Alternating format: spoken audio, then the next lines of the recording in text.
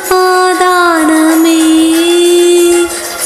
ఈ అర్హతానాలు లేకున్నాను, కృపాభిక్షయే నా ఎడల. జీవితమంతా కృతజ్ఞుడను, జీవితమంతా పాడెదను నీ కృపా, నీ కృపా.